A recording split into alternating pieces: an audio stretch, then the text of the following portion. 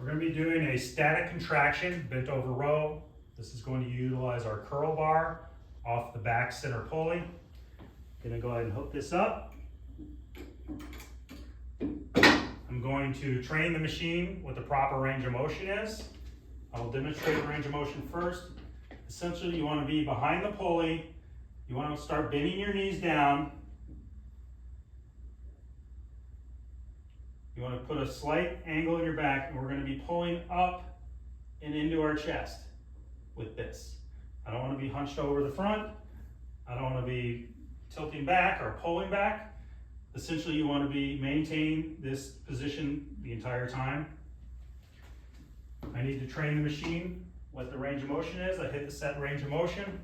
I'm going to grab the bar, and again, I'm pulling up, so my hand is reaching over the bar, not underneath, doing like a curl. So I'm reaching over the bar, gripped it.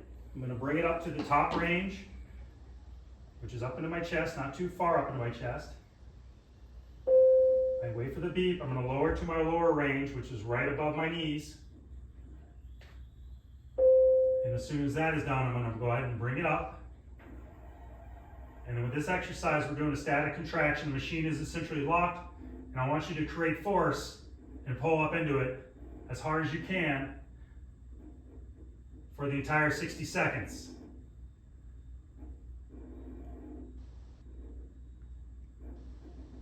When you're done with this exercise, I want you to simply lower the bar slowly and hit stop.